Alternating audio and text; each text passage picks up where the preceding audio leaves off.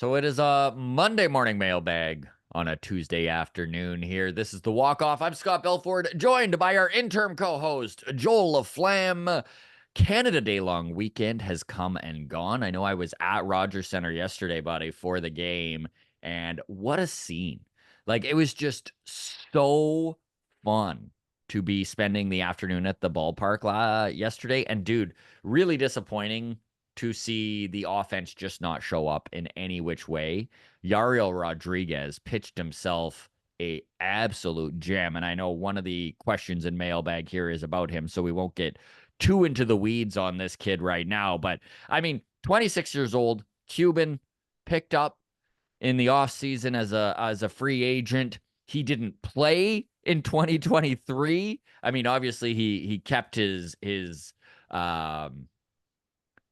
workout regiments and his throwing regiments and stuff like that up. But Yeah, and pitched in the when you're not WBC. facing professional hitters, Yeah, he pitched in the WBC. So he was good at the beginning of the year. But yeah, it was a year off. And hell, that's like every pitcher takes 18 months off at some point in their professional yeah, career, right? yeah, So isn't that the case?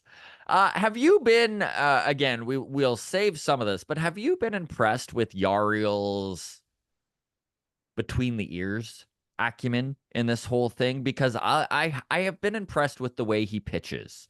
And he doesn't ever seem like he's overmatched, which is something that when you make your major league debut is rare from a 26-year-old. What has been your general sense on Yariel Rodriguez when it just comes to his ability to use his brain in these situations and know how to think his way out of a situation? think about when you say 26, I know where I was when I was 26, and it definitely wasn't like getting out of Cuba, pitching many years, multiple years in In Japan, Japan, and then coming over to the United States and playing in Canada, right? Like this is a lot of moving and shaking and league jumping and understand that's three very different concepts of baseball: Cuban baseball, Japanese baseball, now Major League Baseball. yes, And great so to point. like, yeah, to come from that's a big journey. And you sitting there watching him pitch, you see him tap into everything, right? Jordan comes up and the little tip of the hat to the fellow Cuban, right? And you see Yeah. you see a guy who is a baseball player. He loves the game, right? He comes from a very passionate origin of the game, and you can see that those little moments don't get past him. He's thinking there. He goes, "Oh, this means something to me beyond the game." And so you can see a guy who's really in touch with who he is, in touch with his past, and then so young and such a nice upside. And you really do see the scouting report. So like the last thing I ever do is talk. I hate Atkins and Shapiro, but the scouting report on what this kid's got is when the fastball's on the slider, he can throw that slider many different ways, and it's yeah, he's and the splitter. It's like you see the Japanese influence, and yeah, I mean, I see a guy who's well beyond his age. it's been You know, really cool to see the little relationship that's obviously developed between him and Yusei Kikuchi as well. You can tell that they enjoy each other's company, and I think it's just that Yariel knows a little Japanese. mm-hmm. Like who in this clubhouse knows a little bit of Japanese? I mean, it's wild that Yariel is in this situation where, like you said, right? He came from Cuba, goes to Japan, comes to Canada. He's doing everything but basically moving to the United States so far in his professional baseball career. And I think it does go a long way in being able to empathize with others who are going through similar scenarios, right? Like with Yusei Kikuchi, there is a major cultural I divides the wrong word, but between Japan and the West.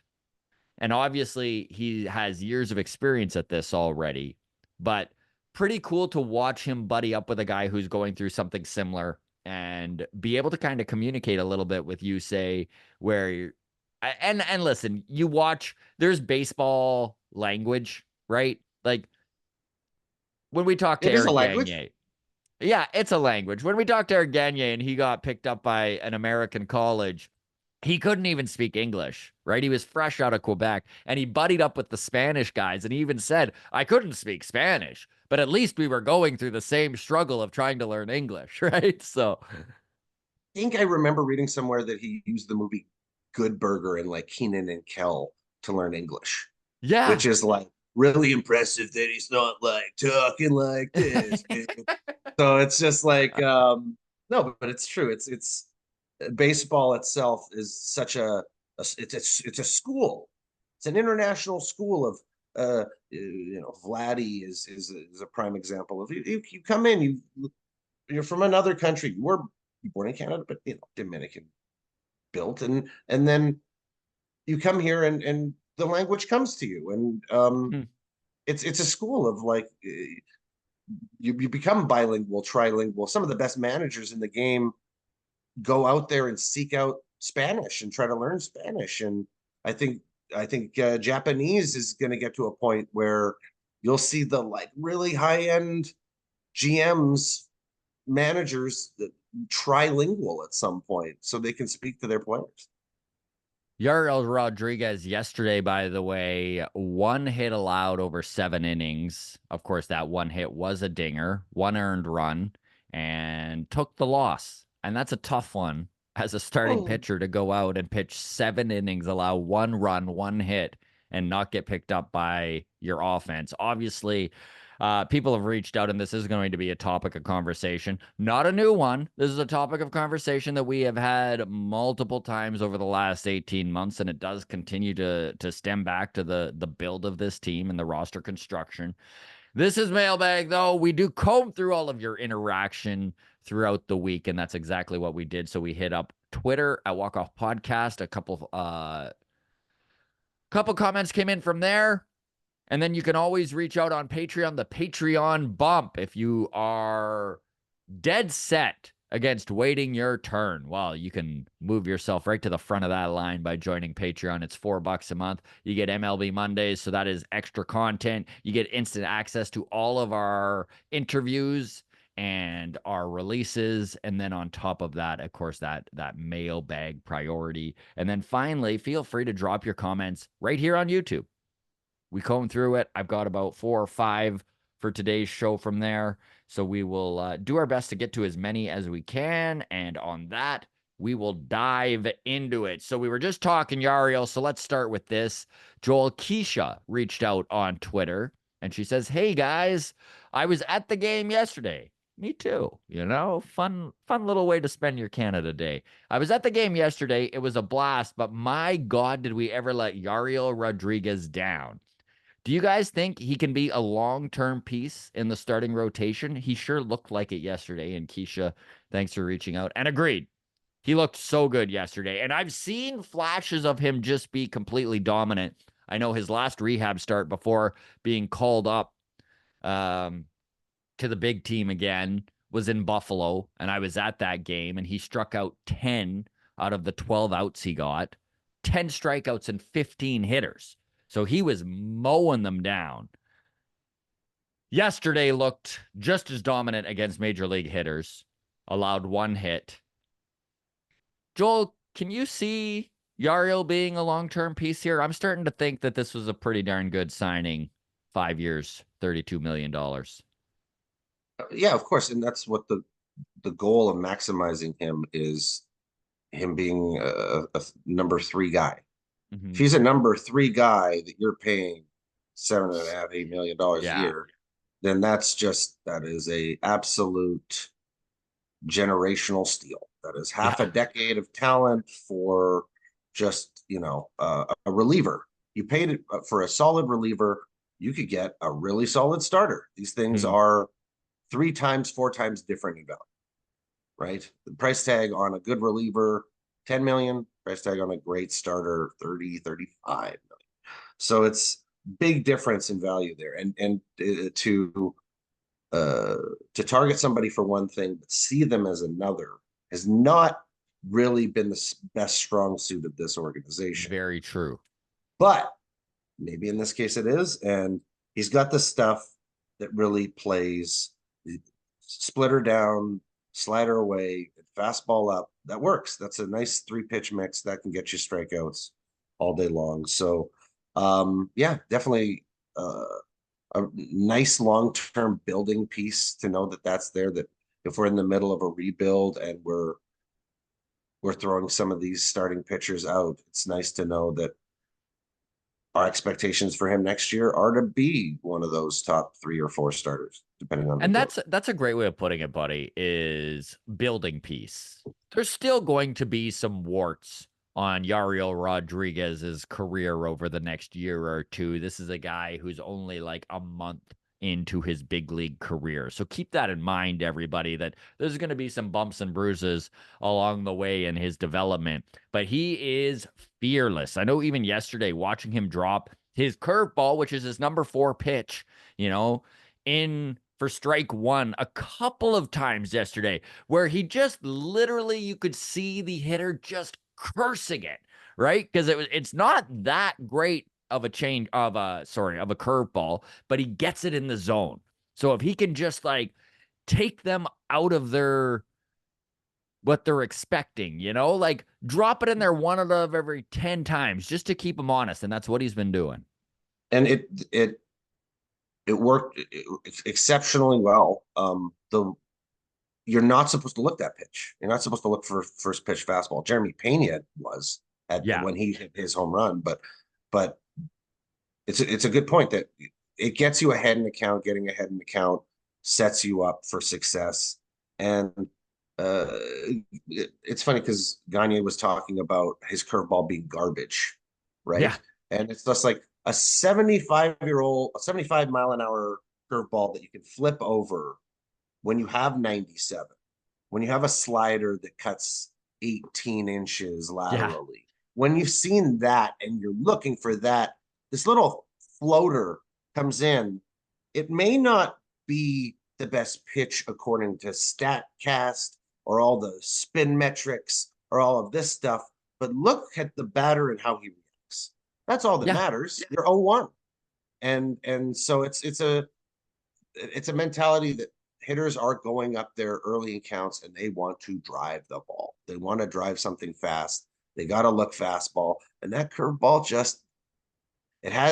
it's buckled guys for 100 years and it will continue to buckle guys for another. Exactly. It'll freeze them, it'll frustrate them. And the fact that he, at 26 years old, in his first month of big league ball, is fearless enough to do that for strike 1, it really does speak to what's between his ears, which is what we kind of started this show talking about. It's just like a very intelligent guy who has gone through lots just getting to Canada to be a big leaguer.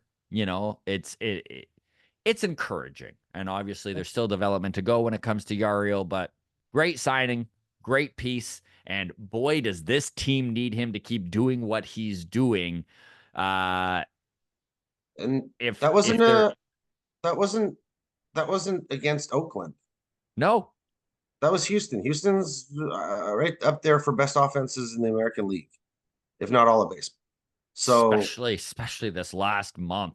I mean, yes. everyone was starting to act like Houston, this might be the year they actually don't make the playoffs. And I'm starting to think they still very well could take this West division. I Mm. mean, they are one game, just gonna double check. 2 games above 500 right now. They're 5 games back. And buddy, it's July 2nd. Yeah, probably like 8 games over by the All-Star break, right in there by the Yeah. trade deadline, and then home field advantage for the postseason. It's just I that they are Houston, Mm-hmm. They are Houston. and those guys are not Seven like seven ALCSs in a row. Bregman's 30, Jordan's 26, Kyle Tucker's 27. Like their studs are in prime stud age. Mm-hmm. Pena's 22, Yeah. right? Like they got a ball club there. And Yainer Diaz, like they've got some pop, they got some talent, and they are who we didn't want them to be. Yeah, that's right. They are who we didn't want to think they were. Okay, the next one also comes in from Twitter at Walk Off Podcast if you want to reach out. Trevor writes in, this month is extend or trade Vlad month. He is peaking in trade value, but if he's not going to extend, or at least extend at a reasonable rate and AAV, we have to make that tough decision. I love the wording of this comment because there's definitely some comments we're going to get to where they're kicking and screaming for Vladdy has to go, and Trevor is a little bit more centered about this thing. It is extend Vlad time if that is the route they are going to go. And I personally don't think that you are going to get a return for Vlad that is going to be better than what he is. It's one of those things Mhm. where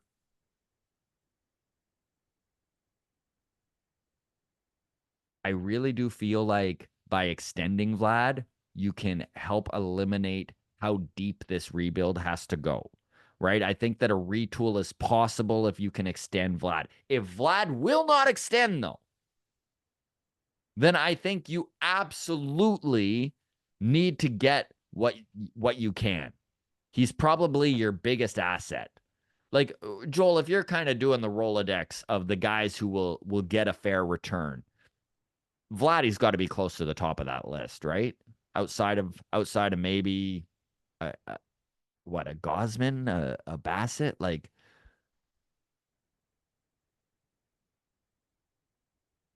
Yeah, Vladdy's your number one return. Um, it's, it's so many different things have to happen here. Do you trust this regime to be the one to trade for the assets? No.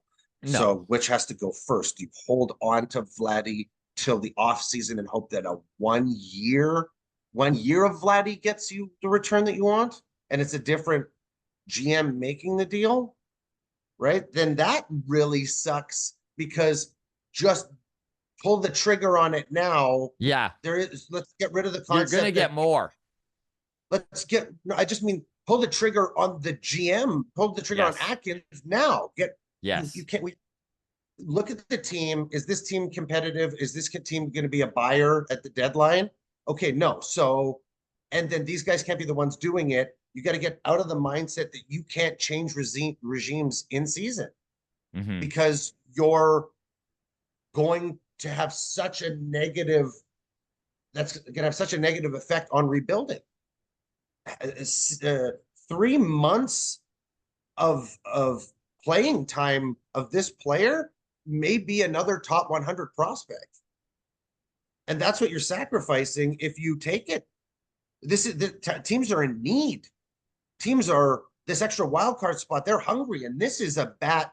You remember last year what was available at the deadline for bats? There wasn't anything. There was nothing. Joel, do you think this front office has to know, right? Like at this point in Vlad and Bo's career, they know if they can sign them or not, right? Or do you Well, think that there's still a window here? I think the haircut is like I'm ready to be elsewhere, and I'm playing almost for other markets to see that I'm like it almost was like imagine that conversation happening and saying, "Look, we can't re-sign you. Um, we're probably going to have to trade you, and we're not going to make that public, but we want you to know because we've had a long relationship here, but this is probably the end. This team isn't it, and we're going to have to rebuild." They probably had that conversation with him, and he listened to that, and he probably zipped off all his hair. He's like, I got it. I compared it to Britney Spears when she shaved her head, and Mhm. it's a relationship thing. He felt dumped.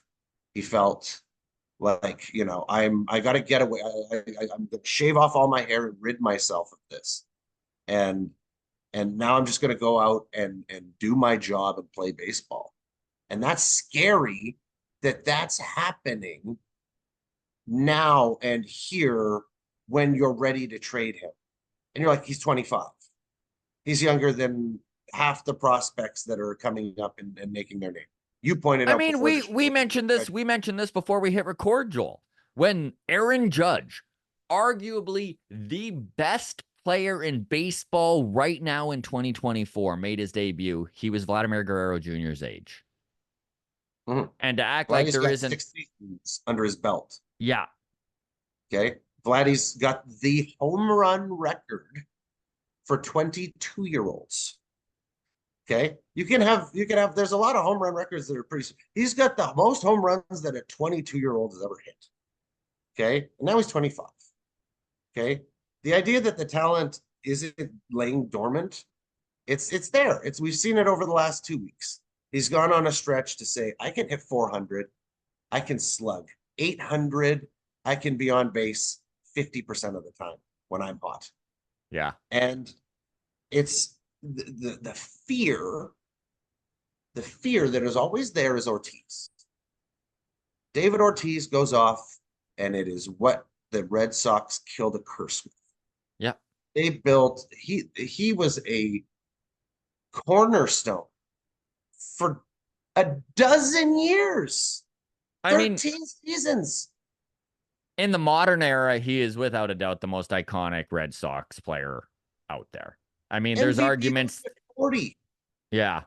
I mean, there's Okay. arguments that guy is Ted Williams is the most iconic Red Sox, but I mean, in today's society, it's David Ortiz. And that's the Twins. The Twins know what they lost. The Twins know that they were a central contender for those years. And if they would have had David Ortiz as their DH and they wouldn't have made that deal, they'd have probably won one. And I think honestly, dude, a bit of me is like, is the fan base's frustration with where this team is at clouding some of the judgment a little bit on a guy like Vladimir Guerrero Jr. Because there is a portion of the fan base that is adamant his development is done. This is who at 25 years old Vladimir Guerrero Jr. is, and I personally just don't buy it. And I know we're gonna get to some comments here that get pretty negative on Vladdy. The only reason I am on board with trading him is if there's no other way, right? Like, we can't afford to not move this guy and get as many assets back as possible if he's just straight up going to go to free agency and there's no way he'll resign. it has to be a similar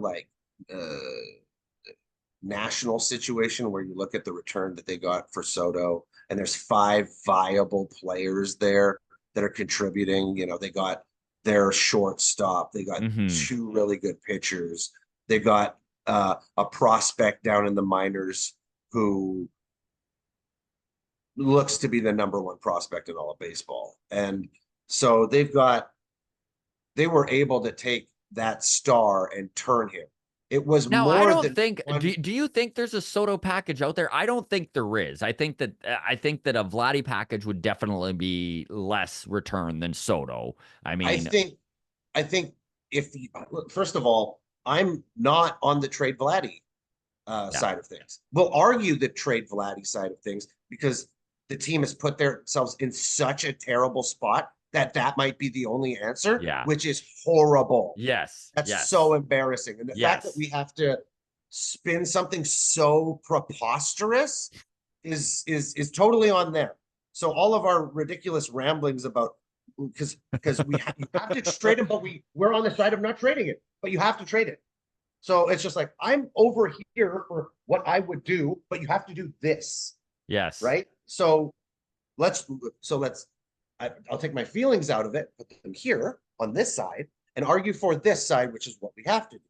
I feel the value of Vladdy here and now to the deadline. If he goes to the All-Star game, he rips a bunch of home runs, he repeats as the Derby champion. I don't know if he said that he's going to be in the Derby this year, but he should. Just look at me. Go hit one in the All-Star game, win the MVP again in the All-Star game, be incredibly hot for the next month, and then you've got a trade value that should be comparable to what San Diego got for Soto. Not what the Nationals got for Soto, Yes. but Yes. what the Padres got for Soto. And what the Padres got was a lot of really good pieces. The Padres are competing this year. They're 3-4 games over 500. They went and got a rise, and they said Soto, Tatis, Machado might not be the way. That's kind of, let's go for more contact, but we can retool and get a contact guy. We can go get the batting champion and get Michael King, and we can get a lot of prospects to keep this run going. Yes. To not say win now, to open a long-term window instead of it was win now, but one player instantly created a window of competition in that trade. So I feel that that's what you have to do with Vladdy. You have and this is probably the roadmap that the Jays would follow, in my opinion, anyways. I know there's a lot of people who think maybe a deep rebuild is coming. I can't see them not trying to still somewhat compete over the next few years. I know maybe they do sacrifice 2025 in an attempt to turn it around quickly, but if that is the way you're going to go about it, in the San Diego way of moving one of your most marquee players, yeah, like Joel says, you need to get those assets back, those players that fit into this new ideals of the organization, right? So we'll move on from there, because I know we're going to be circling back on Vladdy and Bo talk here. I know there was hope again. Dude, that Red Sox series split. I mean, it's a split because game 3 got rained out. And then they took 2 games against the Yankees going into game 4, where you really were like, oh man, could they win the series against the Yankees? Starting to see their offense come to life. Finally feeling like, holy shit, if this is a 5-4 game, the Jays could score 2 runs and make it 6-5, which is a feeling none of us fans have had pretty much all season long. And then the same ugly head keeps rearing up and showing its face, right? The dragon has not been slayed when it comes to getting this offense back up and going, because we just watched the offense go completely cold again in that last game against the Yankees, and then again to start this series against Houston. And here we are, right? So in the idea that there's a retool coming, this is from Patreon. Wyatt G says, hey, fellas, missed the last few episodes, so maybe you've already covered this, but what are your thoughts about if the Jays maybe go for Alex Bregman in free agency this offseason? Now, Alex Bregman had a rough April, and it's one of the reasons why this Houston Astros team dug itself such a deep hole. A hole, by the way, that they are now out of and in full go mode in an attempt to catch the Seattle Mariners in the AL West. Bregman in this season, his walk season, has a 1 win above replacement in 319 at bats. He has 80 hits, 9 home runs. He's hitting .251. Again, this is in large part because of a slumping April. When you think about what this Toronto Blue Jays team needs, Joel, and you look at the fact that there is a hole at third. They could technically move IKF. They could move him to a different position even. Alex Bregman, 31 years old, going into next season. George Springer's age when he was signed. How would you feel about a Bregman signing? And everyone on the grounds crew, feel free to chime in here, and we'll maybe revisit this a little later. But Alex Bregman, I don't know why he doesn't excite me, and I think it's just a lot of it has to do with the bias towards those 2017 Houston Astros that cheated. Where are you personally at on Alex Bregman, and do you see a fit with Toronto? it's a buy low, hope for his career averages type situation, which is always good. I think that he's more a player who's gonna, if you look at his swing, it's very compact. He's always annihilated lefties. He's an average third baseman, but you know, he's got pedigree. So you're buying things that are a little bit beyond the stat page. He's only 30. He feels like he's 35 because he's been competitive for a decade. Second overall draft pick. So he's been this guy, and he's had this put on him, and he's played with a chip on his shoulder ever since he became that cheap type player, right? Associated with Houston. I have a feeling that he'll stick around Houston the way Altuve did.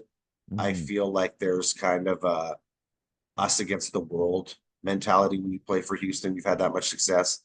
You you've been booed everywhere else, and Yeah. everybody else kind of gives you, and it's like it's also a thing where you're like you've seen what happened with Springer.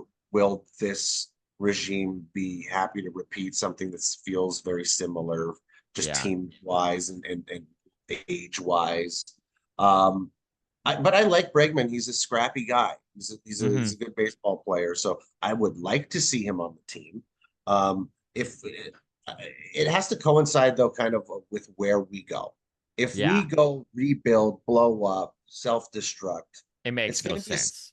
it's gonna be a situation where IKF will play third next year, and Spencer Horowitz will move to first, and then Ernie or will probably play short or second. Yeah. So it'll be a situation, and that doesn't sound very sexy, but that's more. And then maybe some big young prospect comes and you're giving him time at second or short. And but that's more likely what it's going to look like if you're rebuilding a contender, former all-star who wants probably a good return in free agency, probably is not going to come to a team that isn't looking to contend for some time. Couldn't agree But I more. like Yeah, I like Alex Bregman too, and I do think that if this is a retool and they're trying to just, they managed to keep one of Vlad or Bo, and they're just trying a new cast of characters. Bregman's a guy that might fit in on this team. Although I hate the idea of continuing to get older, right? I mean, I know there's still good baseball left in Bregman's bat, by the way, and he's a good third baseman. How much more do you have? How long is he signed for? He's going to be after term. He's probably going to need 5 to 6 years. It's probably going to be similar to the Springer deal. Mhm. Can we trust that 4 of those 6 years are going to be competitive? I we thought we could with Springer, and here we are. He's on a heater, by the way. George has looked really good, and I don't know if he's turned a page or if this is just a small sample size. Fingers crossed he's turned a page. It would be great, even just on the ability to offload him if he doesn't seem completely past his prime and irrelevant at this point. I don't know. I'm very lukewarm on Alex Bregman. Very curious how everyone else feels. Grounds crew, leave your comments and we will circle back. Sticking with Patreon here before we go to YouTube comments, Johnny writes in, and Joel, this is about Ross Atkins' press conference that we were talking about last Tuesday. Johnny says, we expected to score more runs, and we need to find out why that didn't happen." And that's the quote from the last time that Atkins spoke. Your face sums it up beautifully.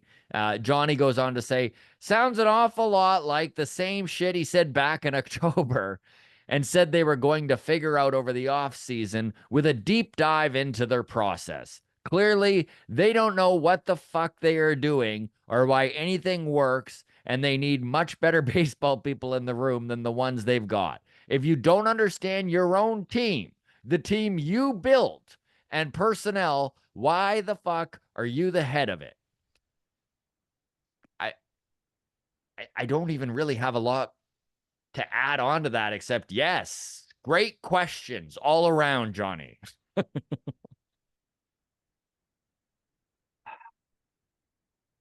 I don't know if it's a dream at this point, but I seem to remember this press conference where Shapiro was talking about how when they came into office, their analytics and data collection department was 15 years behind the time, but they were doing their best to play catch up. And I was like, you don't play catch up 15 years back.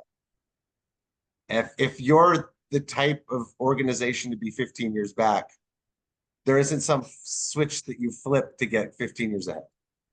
Mm-hmm. The switch that you flip is fire everybody and get people who are 15 years ahead in those jobs and just be 15 years ahead with different minds. It's not, we're going to figure things out when Moneyball, like I always point this out, makes fun of how defense doesn't do it. Yeah. Right? It's just, and it's almost like that movie's wrong and I'm going to prove them wrong. And it's just like, are you building a team out of spite? Are you building a team because that The movie, 2024 Spite Blue Jays. right? Is that what this is? Is this is like it's an attempt to in a division with the Orioles and the Red Sox and the Yankees, that defense can win championships in a game where every ball you catch is one out, but every ball that you hit over that fence could be 4 fucking runs. Yeah. And there's a big oh, the game's over. You hit one of those balls that ends the game. It's just and as opposed to you made that catch that ends the game, that only happens with the 27th out. That's the only out that ends the game. You can have hits that end the game in the damn second inning. So Well, it's just you're not alone here either, Joel. I feel very similarly, and so do some of the grounds crew. This is from YouTube. This is the perfect spot for this comment. And basically, I had asked the question of where do they go from here, right? Because this team feels so directionless. And Liam chimed in and said, fire Atkins, Mattingly, Schneider, and Martinez. Promote Click, Hale, and Haig. Trade all of the players on expiring contracts. Cover the salaries so you can buy prospects. Sign Vlad and Jansen. Completely redo the drafting and development because they suck. I can't agree more with a comment. Like, Liam is nailing what needs to happen. And we talked about this off the top of the show, right? Where do you go from here? Well, I'm going to tell you right now, how the hell do we trust Ross Atkins? It cannot be done. They need a new voice at the top. And if you're going to get max value for these expiring assets, you need somebody at the helm who isn't a dead man walking, which is what Atkins feels like at this point. Everything he has built has been failing. The offense has not been coming around. Yes, we see signs that this team can still hit. And we're seeing George Springer finally coming back from the dead. We've watched Vladimir Guerrero Jr. over the last couple weeks find his power swing. Joel, 6 dingers in 8 games. There it is. But it feels a little too little too late. And I'm not saying that this team can't still go on a run. I know baseball well enough to know that, you know what? Until the middle of August, to really say stick a fork in this thing might be premature. But they need to make some major decisions here. And I think Atkins has to, they really should Jerry Dipoto this thing like the Mariners did in 2016 when they fired their general manager midseason and put Dipoto in power so that he was the guy making the plays, moving those chess pieces at the trade deadline.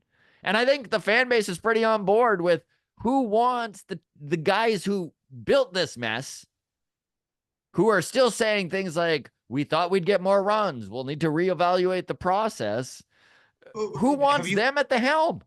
have you evaluated the rest of the league if you haven't evaluated your own players? Like if your players are like if you're finding success from guys like Horowitz and Clement and Schneider when they're untouted, who's doing the touting? Why like a guy like Horowitz and the way that he's put up numbers on base wise, that seems like that should have been a competent Major League Baseball piece for about 3 years now, Yeah. right? That should be something that is established value at a major league level. So if that needs to be traded right now, it could have brought us a piece to put us over the top, right? It's like those pieces, the Clements, the Schneiders, and the Horowitzes should have been these like if we need to swap them out oh, we can make a move. We package that and we bring in an ace, right? Mhm. But it's almost like they're getting their time now, and now they need to be the next core, and they're older than the established core that we have. Vladdy and Bo are younger than Horowitz and Schneider. Well, Not Schneider, but Clement. Clement, And yes, right? absolutely. Like, wait, and these, so it's just this weird. Wait, the next group is older than the 6 year group that so it's just this, and you can't trust that they know the other organizations to bring in pieces. If you can't value your own pieces or know what, or build, do you trust them to be able to take players to the next level when they've stagnated?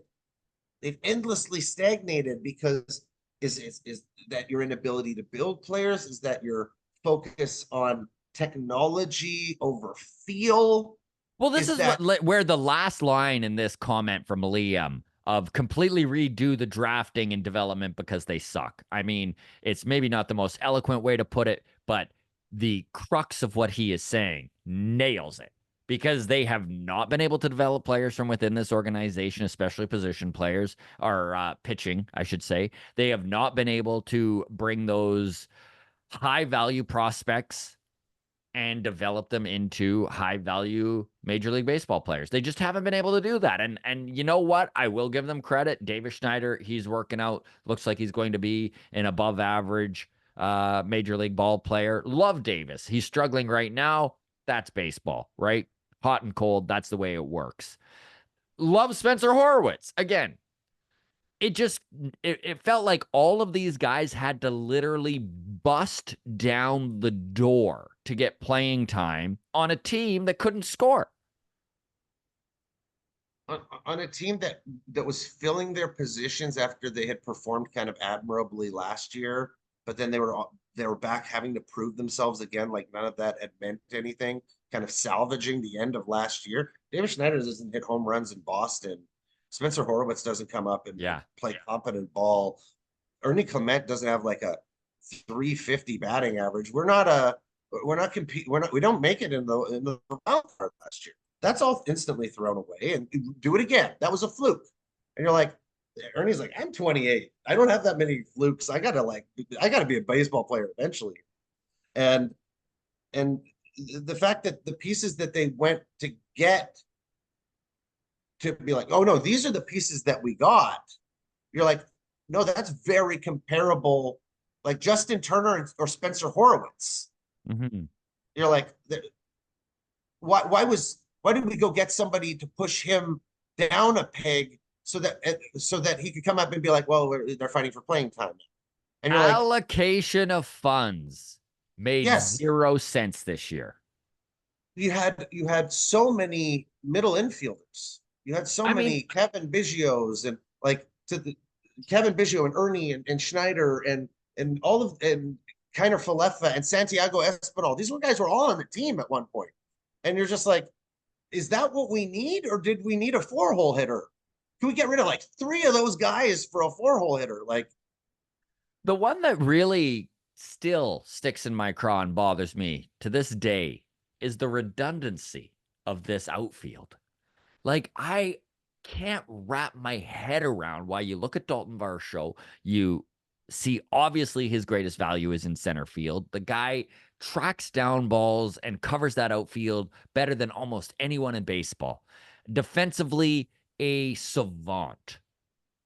So why are you going out and spending $10 million on Kevin Kiermaier? I don't get it. I don't understand. You cannot, and you have said this since day one, Joel, you cannot have corner outfielders that don't produce offensively. And we're seeing it firsthand on this team. I mean, Yankees play corner outfielders in center field. Yeah. The Yankees play Judge in center field. They don't All the give a time. shit. Who cares? Who cares if the ball falls? Who gives a shit? We've got 3 guys that'll hit a 3-run bomb. Yeah. We've got guys we've got Soto, we've got Stanton, we've got Judge. Stanton doesn't play too much outfield, but you're running those kind of bats, and they're going to get into one. Mm-hmm. They're going to get into one, and that's more important than catching a couple. But you can play the classic baseball route of have a really good center fielder go grab them, and then who gives a shit? You need an arm in right field. You need an arm. Teo had an arm. Yeah. Balls would get through him, and we would torment him. We would not forgive him for a base hit that would drop in front of him and get past him and go for a triple. And that cost us the universe. Yeah. And like, what about his 120 RBIs? How many? I mean, like let's I'm stop. guilty. I'm guilty here, Joel. Like, I really didn't fully comprehend the value Teoscar Hernandez had on this team. And it's not that I disliked Teoscar. I never did. I always loved Hernandez. I loved the power. I loved the fun he brought to the clubhouse. But when he was traded, my brain started to do that calculation where you're like, well, they did desperately need a back end of the bullpen piece. He is a free agent in 1 year. Again, why they couldn't sign him, I don't know. But in my brain, I'm like, is he going to age the way we want to age? You know, like he is coming up on 30. Is his back going to slow down? All these things that later I've had to eat my words because it turns out moving him turned out to be a pretty big mistake. And even more so, we could even argue that not bringing him back this season was a pretty big mistake on a Trading for 1 year him deal. last year, at the when he's saying like, I'll come back. Mm-hmm. Not going for him. It's like we made him. It seems like we made a mistake. We can't say that we made a mistake.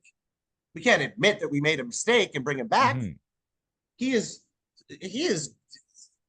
going to resign probably. He Oh, signed the why 1 year wouldn't he? deal. Probably going to resign it. And it really is a thing. This is where with a guy like Teoscar Hernandez, you got to throw away. You look at the guy and you look at the swing. I go back to being I like really old school, like a 75-year-old guy who's like classic swing, good face. When I Yeah. see Teo, I'm going to those things. And you're like, that's not where you should go. It's like that swing is so effortless. That is one of if it is not the most effortless swing in all of baseball, it could be. For the power that it generates, it is such a casual, flowy swing that he jumps on.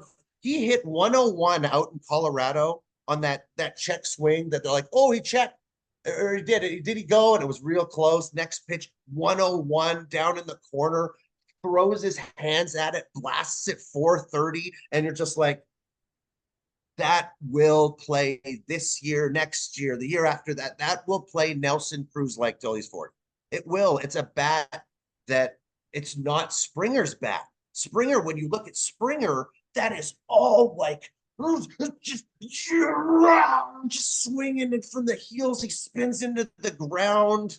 You know, you could get more money out of the drill work that he does with his feet than he does contact wise. It's such a team thing too. Like Danny Jansen's so hand heavy and throwing his hands really aggressive, and then Teo's just up there. Teo's just up there, and just this much effort gets ridiculous bat speed. It's insane bat speed, able to cover any fastball in the game.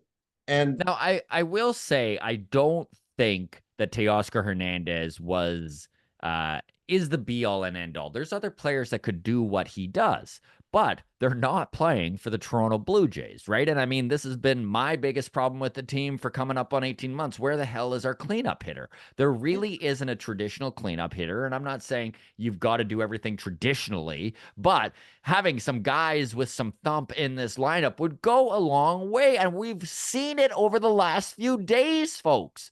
Home runs win games.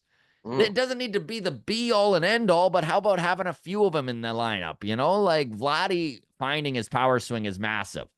But again, man, are we in a hole? We are in a deep hole right now. there's And there's two seasons in baseball. There's the 162 regular season grind. And for that, to win 100 games and to be a division winner, you need to hit a lot of homers. yes, You need to. Over the course of 162 games, hitting 220, 230 home runs wins you ball games. This is a big, massive sample where you're trying to accumulate 100 wins and 62 losses. Okay. That'll get you a division 162. You're going to lose 62 games with this Yeah. process. Okay. But this will get you those wins. Now you get to the postseason. Okay. That becomes pitching and clutch hitting. It's a very different thing. It's winning series and having to win every single series.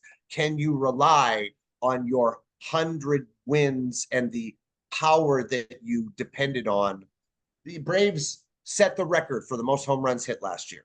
Didn't work in the postseason. You come across some hot pitching, Arizona bounces, right? It's that thing of it's Oakland A's winning 96 games, never going anywhere in the postseason because you need 2 or 3 guys who are pitching at an absolute elite level, and you need your best hitters to be your best hitters.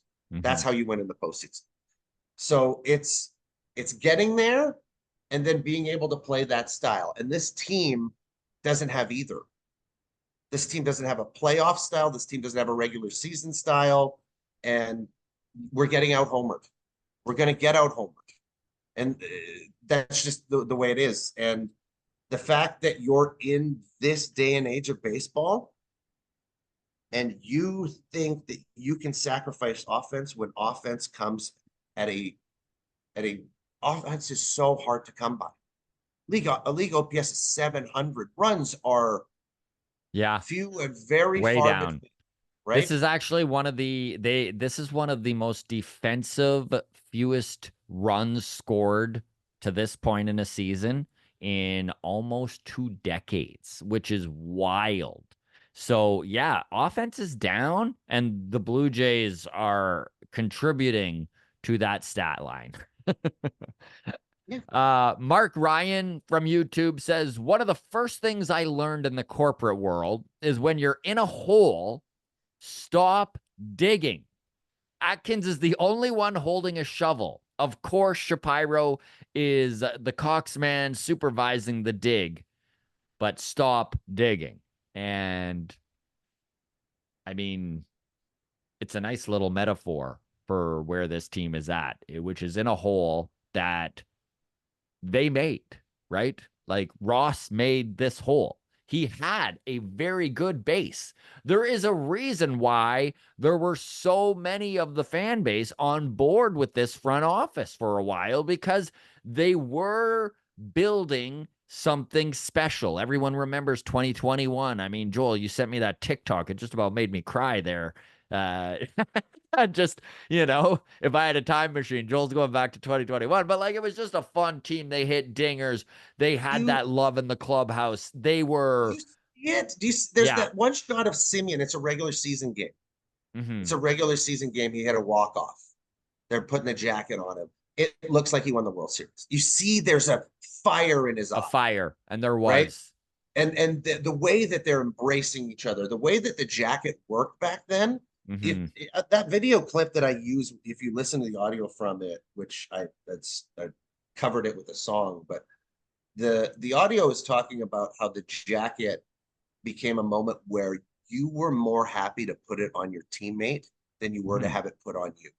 You were more happy to be the guy sitting there, wringing it out and putting it on somebody and being like, it was just this great way to be attached to everyone else's success, right? And there's examples of this around the league, right? It's not just the having fun. It's just there's something that brings the team together and makes you want to put your teammates first. And whether it's a silly rotting sausage like the Twins had, or whether it's a giant trident like Seattle, or something less tangible even. There's lots of examples of this, but the jacket was the Blue Jays thing in 2021.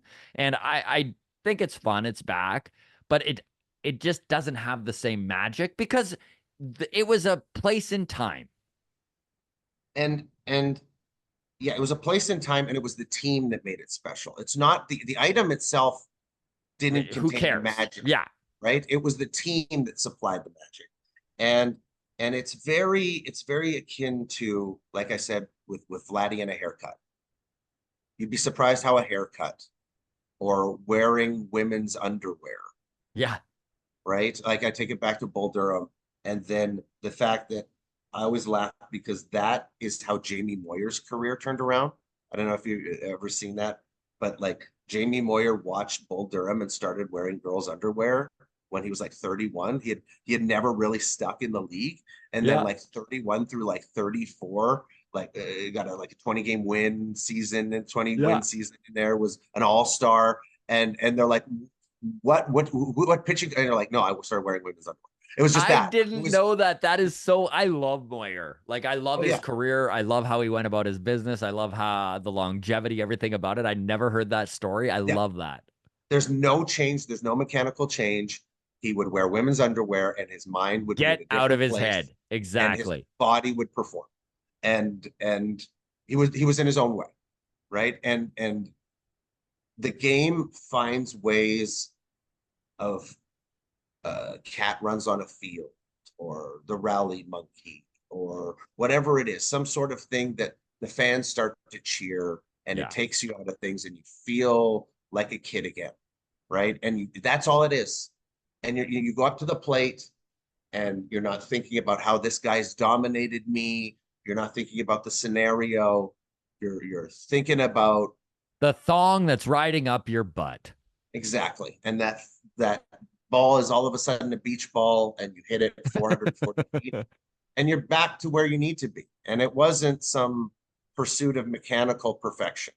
It was just a clear head and loose hands, and doing what you've always been doing, right? That's what these things tend to do. They just reset you in a place where there's so much failure in this game. It's failure, failure, failure. And this is a team that is consumed by failure right now.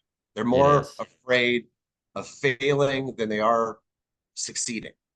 I mean, And it's one of the reasons why I think Vlad may have turned a corner here is that I haven't seen him this confident in mhm, over a year. I mean, he just looks like he knows he is the best when it comes to getting up at the plate and hitting. And I mean, it doesn't matter the game, or you know what? Like, it's life shit. Confidence goes a long way in everything. And when you're doing something well, I mean, I can speak to it from a stand-up comic standpoint. When you're in the zone and you're feeling it, nothing can derail you, man. You hecklers don't matter. The shit going on in the room doesn't matter. You can trudge through anything. And when you're hot, you're hot. And this is the thing with baseball, right? And you touched on it, Joel. There's probably not a sport where failure is a bigger part of the process. It just the best guys in baseball still fail 2/3 of the time. So yeah, confidence and a clear head goes a long way. We're gonna end on a Vladdy question or comment, I should say. That's a doozy. But first, we'll go with our second last question here, which is oh, just hold on, my whole thing just flipped here. Sorry. all Braden good. James on YouTube goes number one. Now this was about Aralvis Martinez. So number one, do they not test at all in the minors? Why do so many players test positive shortly after call up? Two, if sticky substances are so powerful and effective, why are the suspensions for using it not on par with PED suspensions? Seems kind of whack to me. Um, I agree. so let's start with part one of this question. They do test in the minors. They absolutely do test in the minors, and it's just not as regular or prevalent. Now, of course, when a guy gets called up, there's a good chance that he's going to be one of the randomly selectioned players to be tested. And that's still how it works in the majors. It's not a everyone peas in a cup. It's a random selection thing. And yeah, if you're called up, you're probably more likely to be randomly selected.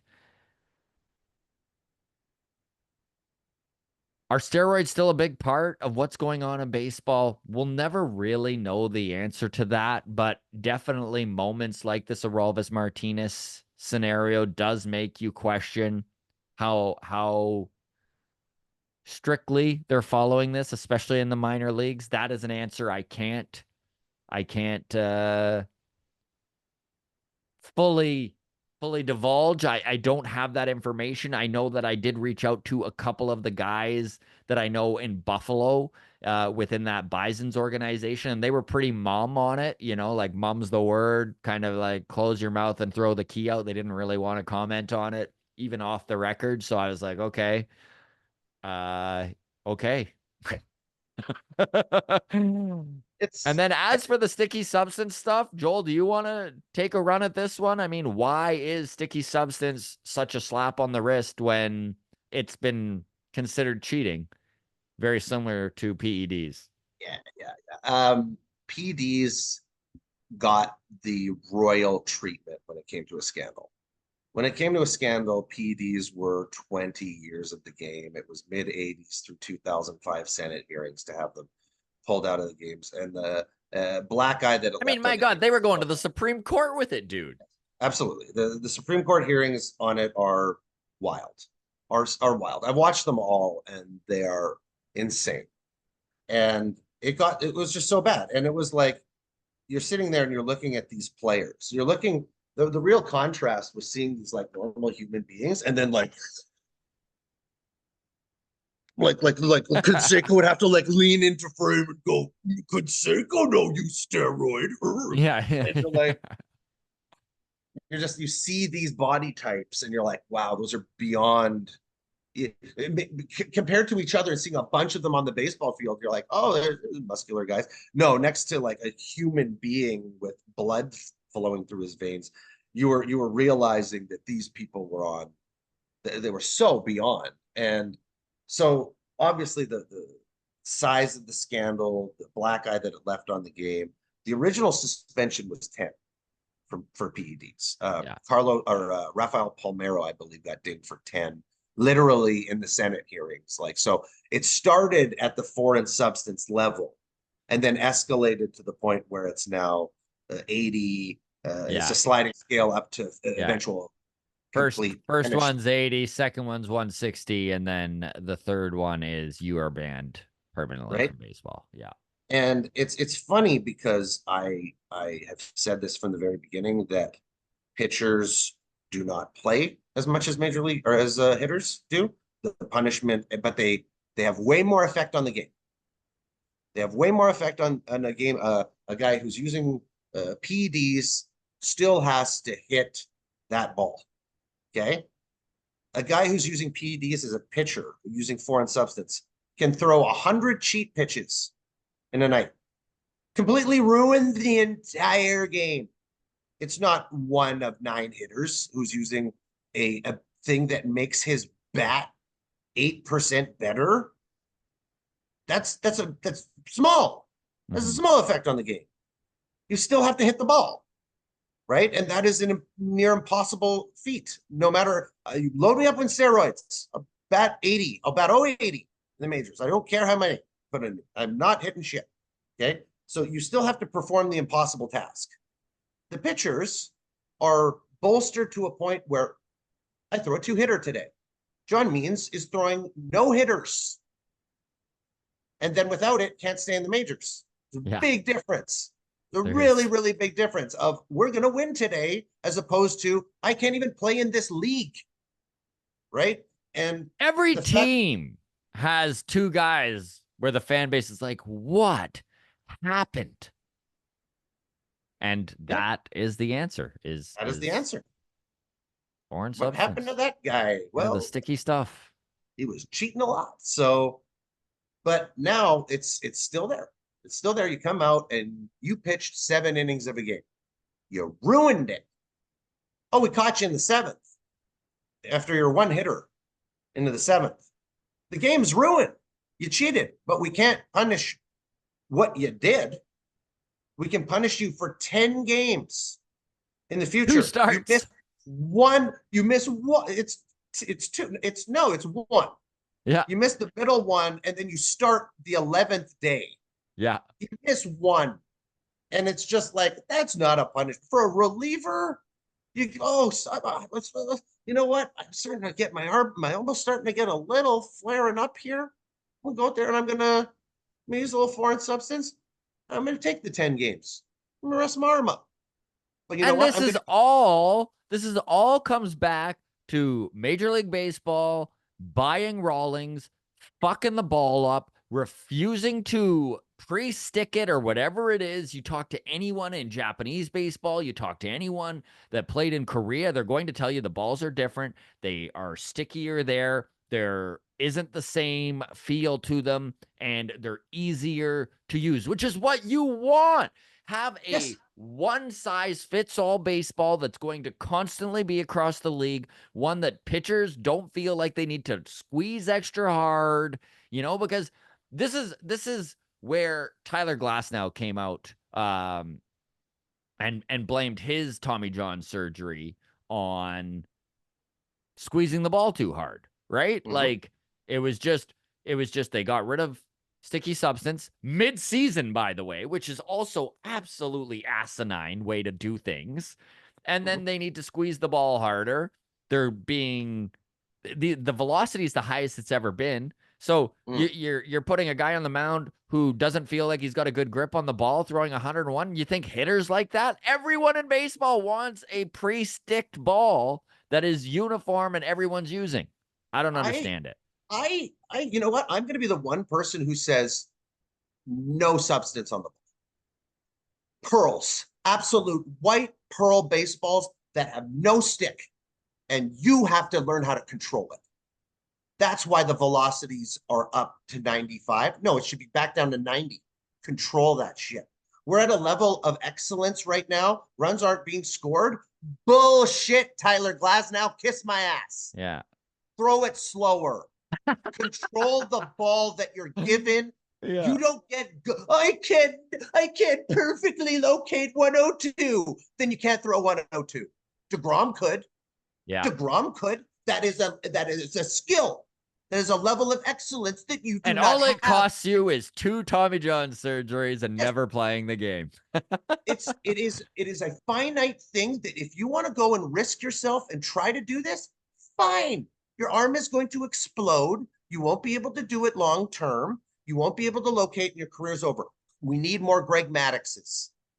We do. We need more Greg. We need more guys throwing 90, 91, locating every one of their pitches and pitching. We got too many Give guys me throwing. Marco Estrada, right? We need pitchers. They whine and they complain and they bitch. They go, it should be exactly the way I want. Okay. The hitters too. Okay, throw me an 80-mile-an-hour changeup right here, or I'm not playing. Right?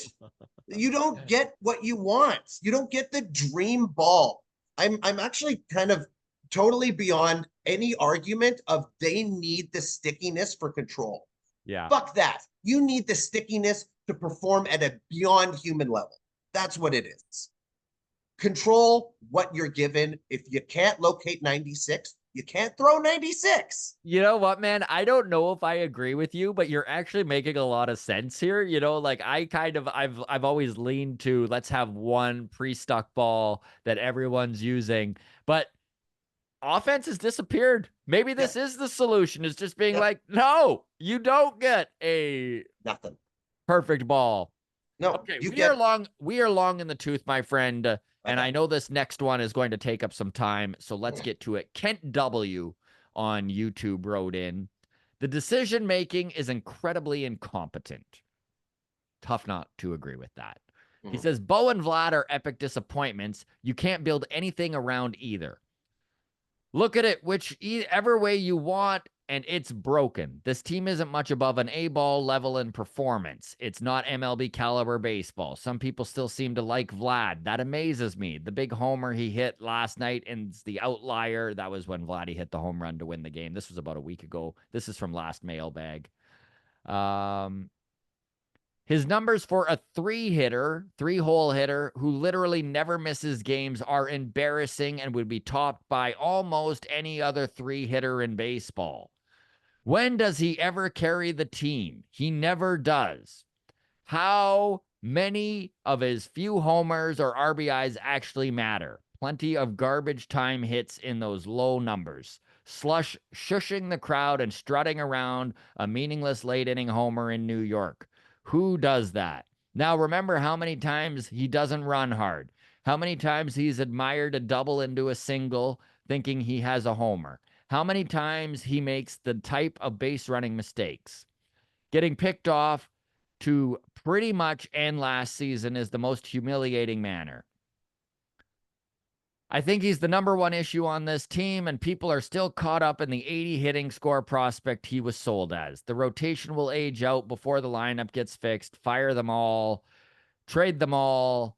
The most embarrassing era of Jays baseball ever. So we'll start with this. Kent is fired up, obviously. And I am never one to tell you how to be a fan. If you want to let those emotions run wild, let them run.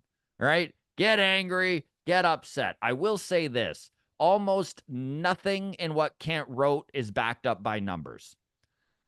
I'm not trying to be a dick here. I'm just saying he absolutely is one of the best three-hole hitters in baseball when you just break down the numbers. Is he a top 3 in baseball? Yes, he is. Is he a top 5? No, he's not. But you know what? If you can slot in a top 10 three-hitter in baseball into your lineup, most teams, let me tell you, 2/3 of them are going to jump at that opportunity, right? And what amount of teams are trying to get a prospect that's his age to be that three-hole hitter, Mm-hmm. It's a good right? point. How How many many guys are like, we got, 25-year-olds are hitting in the three-hole? well, They're they're out like, there.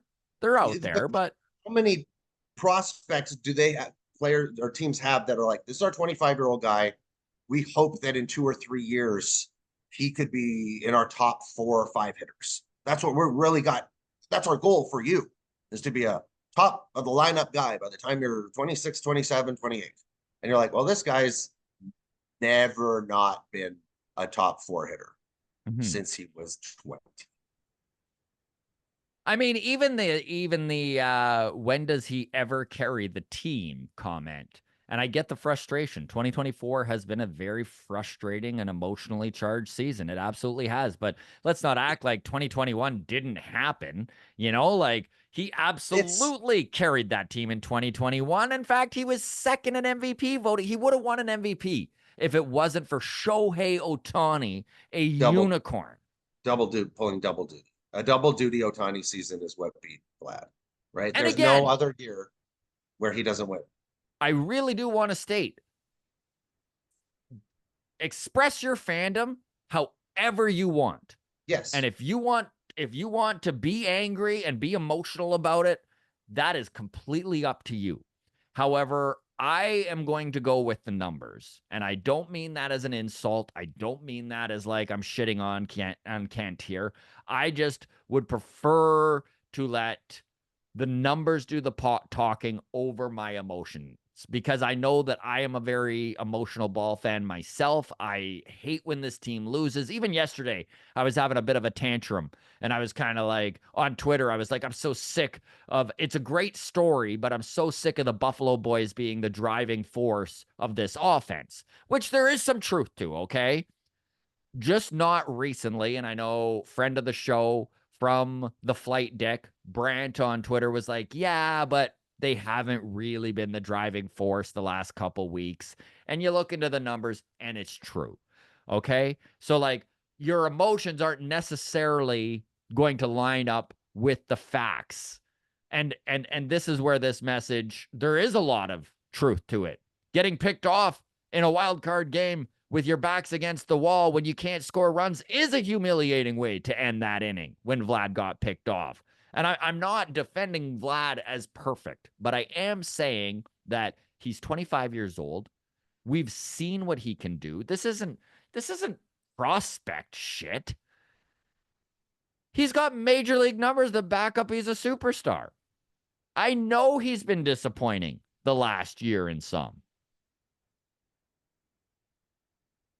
What happens when, well, like, first of all, 25. 25. He signs long term. Hypothetically, he sets every franchise record. He sets every franchise record by the time he's 32. He'll have all-time home runs, all-time RBIs, early 30s. Okay. So as bad as you want to say he is, we have never brought up a talent like this ever in the history of the team. So to say he's terrible, well, I can't name anyone who started at 20, went to 25, has this many home runs, this many RBIs, this batting average. Nobody, right? I So mean, maybe the closest comparable is Carlos Delgado. And folks, Carlos didn't get called up till he was 24 years old. yeah, so Like, exactly. And when he got called up, took a couple of years, and then started to perform admirably. Probably the best hitter in Blue Jays history. But that's what we're being compared to here. You know, mhm. you're talking a guy that we brought up, and it's a lot of his success, I swear, has to do with lineup construction. It's taking a guy who's perfectly supported in a lineup that had guys who got on in front of him, drove the ball in front of him, extra base hits in front of him, so base hits Power played for behind him. RBIs, right? Power behind him. He had no pressure. If he could sit there and be the patient hitter that he needed to be. The best Vladdy version is a Vladdy who isn't trying to be aggressive on first pitches that are nibbled. Okay, he's waiting. He's trying to barrel something up that's in the middle of the plate, and he's able to be patient. When you took away the support in the lineup, he had to be everything. He Mhm. had to go up and take the And he approach. wasn't ready. Like Joel, he wasn't ready for that. And And I don't even blame him. How can you? He 23 years old, and he was expected to put the team on his back. And like I'll go back to Kent here, who says, how many times has he admired a double into a single thinking he had a home run? How many times uh has he made the same mistake base running? I mean, how many times yeah, has the league gone from one ball that'll travel 420 feet on a certain exit velo to another ball 3 months later that'll go 380 feet? I'm not saying that that's the reason, but there is an inconsistency with what the balls do off the bats. So maybe there were a few times where he thought he got every single bit of it and it falls short. And he's like, wow, 3 weeks ago that was in the upper deck. And now it's landing on the warning track. That has happened over the last 5 years, not only from season to season, but different balls in season. And it seems to be a season this year where they're throwing balls, they're throwing bowling balls over yeah. the plate this year. It seems like when you cut open the balls this year, they're gonna be like, oh, these things have a lead core in them that doesn't go anywhere. Like the offense is so down, and you can't trust Major League Baseball. So I don't know. It's a lot of things that I still account to a young player.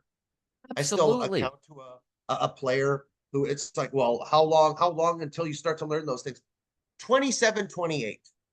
That's a player's prime. I am so afraid to see what Vladdy does on another organization, Oh, 27, 28, 29, 30, 30, the Manny Ramirez years, right? Like that's another thing is Manny Ramirez was one of the most horrendous base runners, terrible fielders, missed cutoffs.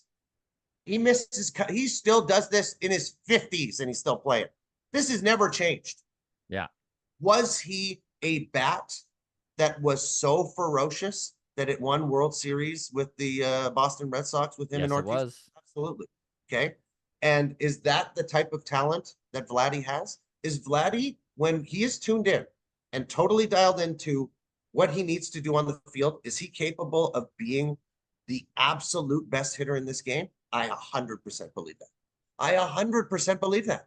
He's got an OPS plus this year of 144. So he's 44% above average. Just a reminder, OPS plus 100 is at league average. So he's got an OPS plus of 154, an OPS of 850, a batting average of 297. He's got 13 dingers, on pace for 26. He's got 96 hits. He's at 50 RBIs. So just going to be right around that 100 RBI mark. And he sucked in April. So is he one of the worst three-hole hitters in baseball? He absolutely is not. Has he made mistakes? Yes, he has, obviously. He's still very young, and I know I don't want to keep harping on this because I'm not comparing him to Aaron Judge, but development when it comes to baseball is never linear. And Aaron Judge, one of the greatest baseball players in the league right now, was 25 when he got the call up to big league baseball. So to act like Vladdy is done developing, that Vladdy doesn't have it anymore, I just don't buy it. Now, is the version of Vladdy that fits him best as a player a guy who hits 25 to 30 home runs, hits 100 plus RBIs, is a 300 hitter, and maybe isn't quite the power guy we thought he was? Yeah, that is likely. I still think there's a very good possibility that come his prime, he's banging out 40 dingers. Time will tell, and maybe Kent's right. Maybe I'm full of shit and you're full of shit, Joel, and Vladdy is the problem with this team. I have a really hard time believing it, especially when you look at this front office and realize how badly they have done with player development. It's not just on a minor league level when it comes to developing players. It's obviously on a major league level as well. It feels like that this core has been let down by some of the staff and coaches around them, and just the direction organizationally hasn't been what it should have been. He's The final point I'm going to put on it is he has the Statcast record for the most hard hit balls in a season since the inception of Statcast. He has the record for the most hard hit balls in a single season. He did that as a 22-year-old. He I mean, consistently hits the ball the hardest, or the top 3, 4 guys who hit the ball the hardest in the league. He does it 5 years younger than the other ones. yeah. The And other Joel, guys on the his hard hit rate this year, he's third in baseball. So hard hit rate, for everybody who needs a reminder, is any ball that is hit over 95 miles an hour off the bat. So it's an exit velo stat. And Vladdy hits 59% of the balls that he's making contact with at 95 plus. The only guys hitting it harder are Juan Soto and Aaron Judge. I mean, Aaron Judge is worth 360 million. Juan Soto is going to sign a deal that's probably close to 5, maybe 550.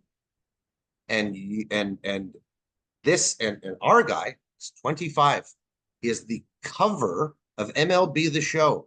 He is an all-star game MVP. He is got the record for home runs as a 22-year-old. He is a home run derby champion, 3-time all-star. He's going to go to the all-star game again this year. and And he's ask Yankee 25. fans. And he's 25. Like, ask Yankee fans after Aaron Judge was called up. There was frustration there like crazy, too. It wasn't like overnight, even with Aaron Judge coming up at 25.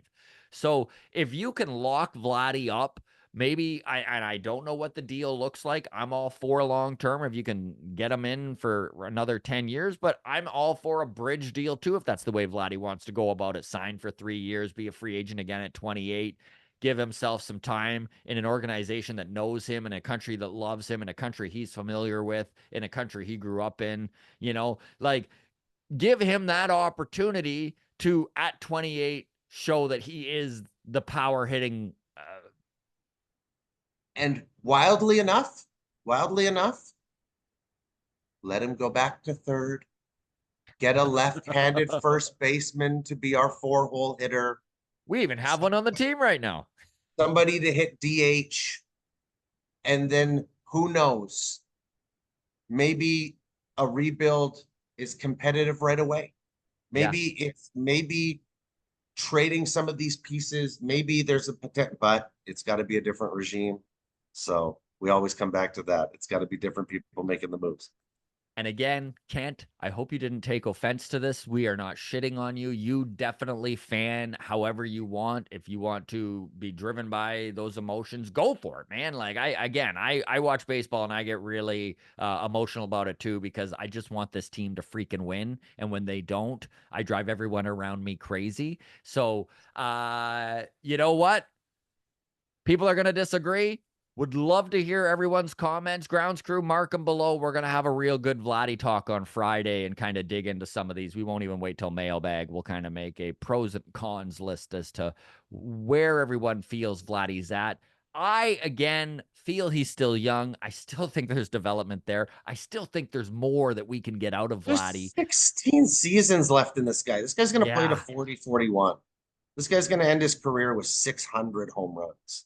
This guy's going to do biblical things with the bat. We've only seen the beginning of it. Mm-hmm. And if we cut loose of him, and we will live with 20 years of regret, we will live for 100 years of regret And I've of said it what we before, too. I've said it before. Listen, if you want to completely dismiss 2021 because he was hitting in minor league parks, you can do that. Although if you look at his homers away from home and on the road, they're almost identical. If you even shave 8 home runs off, just say 8 home runs don't even count. But if you're literally following the distance, it's really not any different than a guy hitting in any other ballpark. But if you want to blame minor league parks, that's fine. That's on you. Again, I'm going to go with the numbers, but you go with your feelings, and we'll leave it at that. All right, everybody. Thank you so much for joining us. Really appreciate it, Joel. Love talking baseball with you, my friend. Thanks for making time. course. Always. We will see you all on Friday. Don't forget, everybody, if you are making the trip from Vancouver to Seattle for this Mariners Blue Jays series, we have Baseball Town Saturday night in Seattle. I will put the ticket link below. We have former Toronto Blue Jay and current Seattle Mariner Taylor Sacedo coming down. We have Keegan Matheson, reporter for the Blue Jays of MLB.com, coming down. I'm going to be there. Juan of Walk Off Mariners is going to be there. Jordy of Walk Off Mariners is going to be there. It's going to be a really fun time, and we'll be able to have a good little unwind after the Seattle Toronto afternoon game on Saturday to kind of talk some baseball and have some fun. And it's honestly just a great place to meet up with fellow fans. All right, folks, take care. And Joel, we'll see you on Friday.